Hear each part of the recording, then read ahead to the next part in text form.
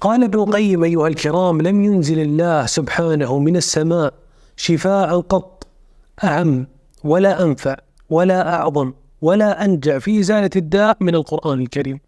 وقال أهل العلم: أصل صلاح القلب قراءة القرآن بتدبر وتفكر، فإن ذلك يورث القلب أعمالا عظيمة، يورثه المحبة لله والشوق إلى لقائه والخوف منه والرجاء في رحمته والإنابة والتوكل والرضا والتفويض والشكر والصبر وغير ذلك من أعمال القلوب العظيمة.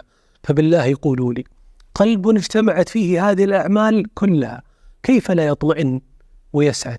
وأذكر مثالا جميلا ذكره بعض أهل العلم، يقول: القلب كالنبتة، ومعاني القرآن كالماء الذي يرويها، فإذا لم تروي النبتة يوميا ماتت ولم تنبت أطيب الثمر. كذلك القلب إذا لم تستمر عليه معاني القرآن يوميا لم يثمر هذه الأعمال العظيمة التي ذكرناها. فاللهم املأ قلوبنا حبا لك وحبا لكتابك، وأعنا على تلاوة القرآن آناء الليل وأطراف النهار على الوجه الذي يرضيك عنا.